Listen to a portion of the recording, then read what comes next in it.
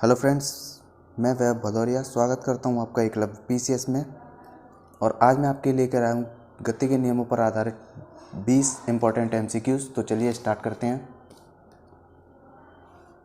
पहले question, gas cylinder को खींचने की अपेक्षा लुढ़काना सुगम क्यों होता है?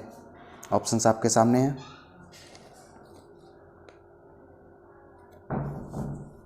आंसर हो जाएगा सर्पी घर्षण की तुलना में लोटनिक घर्षण कम होता है। तो जैसा कि हम जानते हैं घर्षण ये 3 प्रकार के होते हैं, एक स्थैतिक घर्षण, सर्पी घर्षण और लोटनिक घर्षण। इनमें जो सबसे कम वाला होता है वो होता है लोटनिक घर्षण, उससे अधिक सर्पी घर्षण, और जो सबसे अधिक घर्षण होता है वो होता है स्थैतिक घर्षण। तो ये याद रखेंगे, इस प्रकार के सभी क्वेश्चंस आसानी से हो जाएंगे। इनका क्रम याद रखना है कि सबसे अधिक कौन सा होता है, उससे कम और उससे कम। तो रिपीट कर देता हूँ, सबसे अधिक होता है स्थैतिक घर्षण, उससे कम सर्पी घर्षण, और सबसे कम होता है लोटनिक घर्षण। ठीक है, तो बढ़ते हैं अगले क्वेश्चन की ओर। किसी पिंड का वेग 2 गुना करने पर त्वरण 2 गुना हो जाएगा, संवेग 2 गुना हो जाएगा, गतिज ऊर्जा 2 गुनी हो जाएगी, या स्थितिज ऊर्जा 2 गुनी हो जाएगी? तो आंसर हो जाएगा संवेग 2 गुना हो जाएगा। संवेग जैसे P कहते हैं, P = m/v। तो जो वेग v होता है वो 2 गुना करने पर इसका संवेग जो P है वो भी 2 गुना हो जाएगा, क्योंकि m तो m रहेगा ही, इसीलिए। और जैसे कि त्वरण का है तो उसमें v का कोई ज़्यादा इतना वो महत्व तो है नहीं, इसके सूत्र के हिसाब से हम देख लेंगे। गतिज ऊर्जा की बात होती है जहाँ वहाँ mv² होता है, तो 2 गुना का स्क्वायर होगा तो 4 हो जाएगा, 4 गुना हो जाएगा। और स्थितिज ऊर्जा में u = mgh होता है, वहाँ पर v का कोई इंपॉर्टेंट उसकी कोई है नहीं। चलिए बढ़ते हैं अगले क्वेश्चन की ओर। गतिशील बस में बैठे यात्री ब्रेक लगाने पर आगे झुक जाते हैं, कारण है?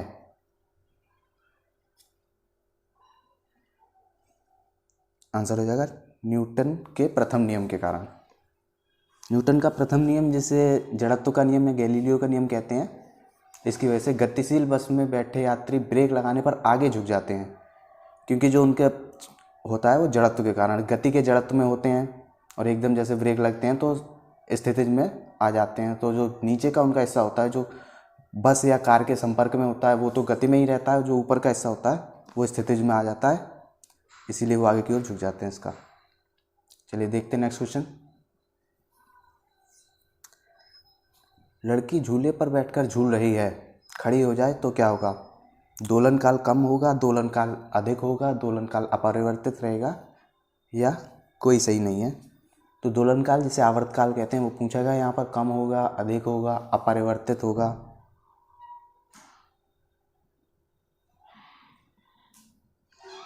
आंसर हो जाएगा दोलन काल कम होगा, यानी जो आवर्तकाल है वो कम हो जाएगा। लड़की बैठ के झूल रही है, अब खड़ी हो जाए तो चलिए देख लेते हैं कैसे। तो जैसा कि हम सभी लोग जानते हैं पेंडुलम के बारे में, तो पेंडुलम की जो लंबाई होती है वो बढ़ाने पर आवर्तकाल या दोलन काल बढ़ जाता है।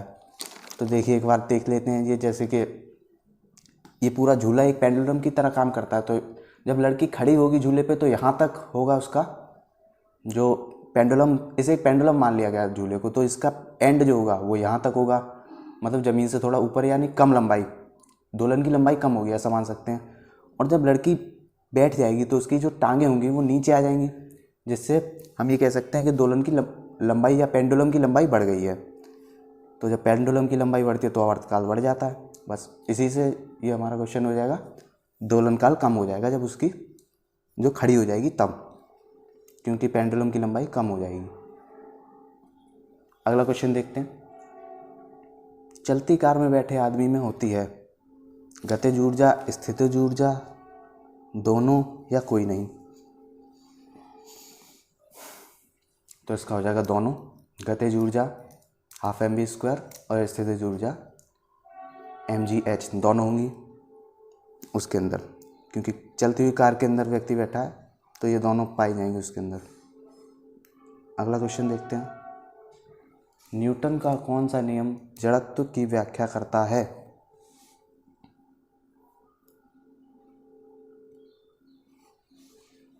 प्रथम नियम। तो जैसा कि प्रथम नियम की परिभाषा ही होती है कि ये न्यूटन का जो प्रथम नियम होता है वो जड़त्व का नियम या गैलीलियो का नियम कहलाता है।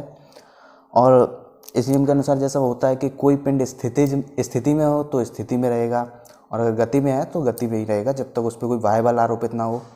यही परिभाषा होती है, इसी में एंड में कह देते हैं, इसे ही जड़त्व का नियम या गैलीलियो का नियम कहते हैं। तो सिंपल पूछा गया आपसे, हो जाएगा प्रथम नियम। नेक्स्ट क्वेश्चन देखते हैं। खिलाड़ी तेजी से आती गेंद हाथ पीछे खींचकर पकड़ता है, यह न्यूटन के किस नियम का उदाहरण है? आंसर हो जाएगा द्वितीय नियम, F=ma वाला।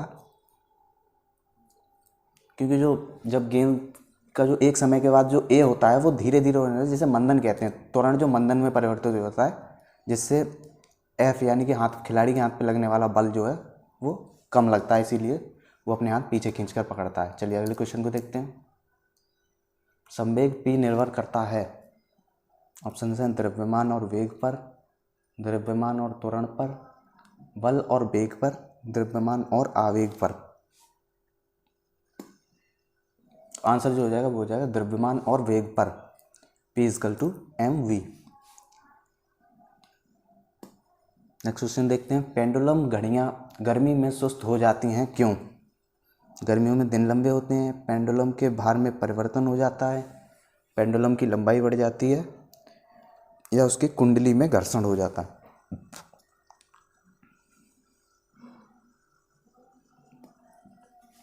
तो इसका आंसर हो जाएगा पेंडुलम की लंबाई बढ़ जाती है। तो जैसे कि पेंडुलम की लंबाई बढ़ जाती है, पहले भी मैं अभी आपको बता चुका हूँ इसी वीडियो में कि पेंडुलम की लंबाई बढ़ने से आवर्तकाल बढ़ जाता है।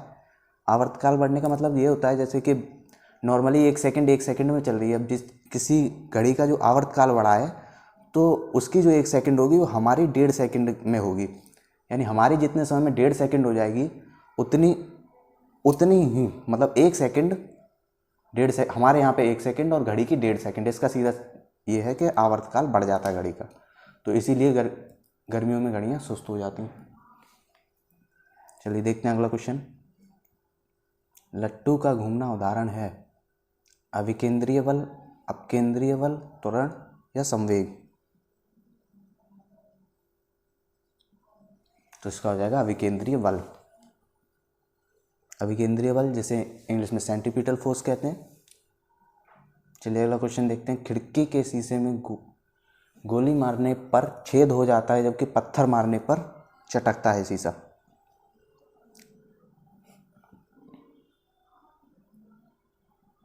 चलिए आंसर हो जाएगा जड़त्व के कारण। तो गोली में जो होती है वो पत्थर की अपेक्षा अधिक वेग होता है, जिससे कांच गति में आ जाता है और अपना जड़त्व खो देता है, इसीलिए छेद हो जाता है। यानी जड़त्व जो उसका होता है वो गति में बदल जाता है कांच का, क्योंकि उसमें पत्थर की अपेक्षा गोली में बहुत ज़्यादा वो वेग होता है, इसीलिए। तो इसका आंसर हो जाएगा जड़त्व के कारण जो गोल छेद हो जाता है शीशे में वो, और जबकि पत्थर मारने पर सिर्फ वो चटकता है। चलिए देखते हैं अगला क्वेश्चन। बल की परिभाषा न्यूटन के किस नियम से मिलती है? आंसर हो जाएगा प्रथम नियम से। और अगर कभी आपसे पूछता है कि बल का जो व्यंजन होता है वो किससे प्राप्त होता है, तो आंसर हो जाता है द्वितीय नियम से। देखते हैं अगला क्वेश्चन। वाहनों में शॉकर्स को कम करने के लिए लगाए जाते हैं, इसमें पूछा गया वाहनों में शॉकर जो ये ऑप्शंस दिए हैं इनमें से किस चीज़ को कम करने के लिए लगाए जाते हैं? आवेग, संवेग, गति या घर्षण?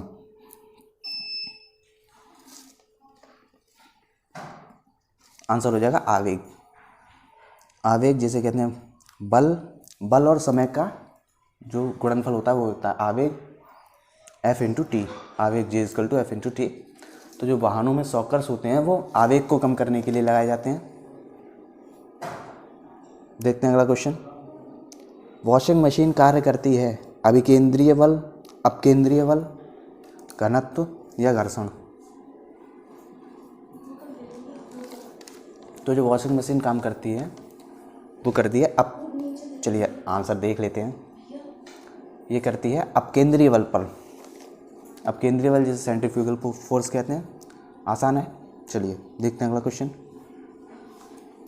बल गुणनफल है द्रव्यमान और त्वरण का, द्रव्यमान और वेग का, भार और वेग का, भार और त्वरण का। इसमें आपसे पूछा गया बल, जो बल है फोर्स, वो किस किस का गुणनफल है। आंसर हो जाएगा द्रव्यमान और त्वरण का। द्रव्यमान m और त्वरण a, जो F = ma हो जाता है। न्यूटन का गति का द्वितीय नियम।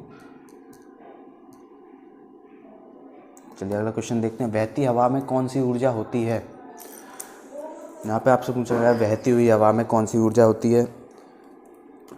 गतिज ऊर्जा, स्थितिज ऊर्जा, दोनों, या विद्युतीय ऊर्जा। तो आंसर हो जाएगा गतिज ऊर्जा। बहती हुई हवा में केवल गतिज ऊर्जा होती है। गतिज ऊर्जा K = ½ mv²। हवा बह रही है तो उसमें वेग भी होगा, और हवा जैसा कि द्रव्य है तो द्रव्यमान भी होगा। ठीक है, तो ½ mv² हो जाएगा। देख लेते हैं नेक्स्ट क्वेश्चन। लिफ्ट यदि एक समान वेग से ऊपर जा रही है तो उसमें बैठे मनुष्य का वजन घटेगा, बढ़ेगा, अपरिवर्तित रहेगा या भारहीनता का अनुभव करेगा। एक समान वेग से ऊपर जा रही है, सोचिए। तो इसका आंसर हो जाएगा अपरिवर्तित रहेगा। लिफ्ट अगर एक समान वेग से ऊपर जा रही है तो अपरिवर्तित रहेगा। अगर यहाँ पे हमसे पूछ लेता कि लिफ्ट यदि एक समान त्वरण से ऊपर जा रही है तो जो उसका वजन होता वो एक समान त्वरण से जा रही होती तो उसका वजन बढ़ा हुआ होता, और एक समान त्वरण से नीचे आ रही होती तो घटा हुआ होता। तो जब इसमें एक समान वेग पूछा है, ये निर्भर करता है त्वरण पर, तो ये अपरिवर्तित रहेगा। और जब ऐसा पूछ लेता कभी कभी कि रस्सी टूट जाती है जैसे लिफ्ट की, तो क्या होता है, तो भारहीनता का अनुभव होता है। पॉइंट्स याद रखने। अगला क्वेश्चन देखते हैं। रॉकेट का वेग सर्वाधिक होता है प्रारंभिक अवस्था में, मध्य अवस्था में, अंतिम अवस्था में या हमेशा। तो इसका हो जाएगा अंतिम अवस्था में। अगला क्वेश्चन। गैलीलियो का नियम कहलाता है न्यूटन का प्रथम नियम, द्वितीय नियम, तृतीय नियम या कोई नहीं।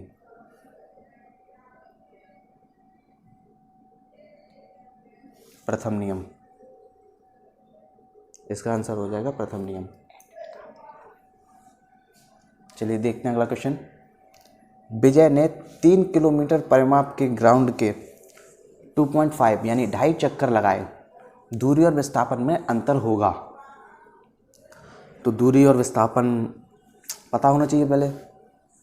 दूरी होती है चली गई टोटल, जो चली गई टोटल मात्रा होती है, मतलब जितना भी किलोमीटर हम टोटल चलते हैं उसे दूरी कहते हैं। आने में जाने में, जैसे एक स्थान से चल के उसी स्थान पर वापस आ गए तो विस्थापन हमारा 0 हो जाता है। लेकिन वो एक स्थान, 2 स्थानों A और B के बीच का अगर अंतर 10 किलोमीटर है, कोई A से B तक गया, फिर B से वापस A तक आया, तो 20 किलोमीटर वो दूरी चल जाएगा और विस्थापन 0 किलोमीटर हो जाएगा। ये होता है दूरी और विस्थापन का सीधा सीधा अंतर।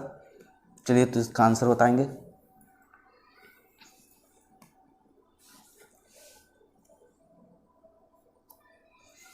छः किलोमीटर। इसका आंसर हो जाएगा 6 किलोमीटर। जैसे 3 किलोमीटर का राउंड है, 2.5 चक्कर लगे, 7 हो गया। ठीक है, गोलाकार ग्राउंड है तो 2.5 चक्कर में 7.5 हो जाएगा। और आधा, और जो विस्थापन की बात आएगी तो वहाँ पर वो आधा ही चक्कर लगाएगा जो कि 1.5 किलोमीटर का हो जाएगा। दोनों का अंतर 7.5 माइनस 1.5, 6 किलोमीटर आंसर हो जाएगा आपका। तो एक बार फिर देख लेते हैं क्वेश्चंस।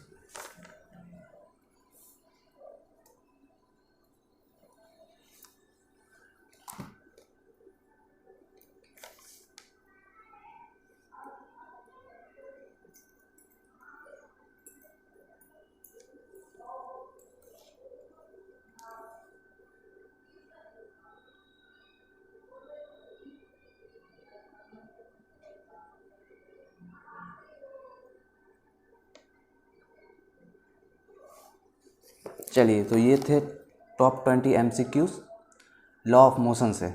कमेंट करके बताएं वीडियो कैसा लगा। मिलते हैं अगली वीडियो में, तब तक के लिए धन्यवाद।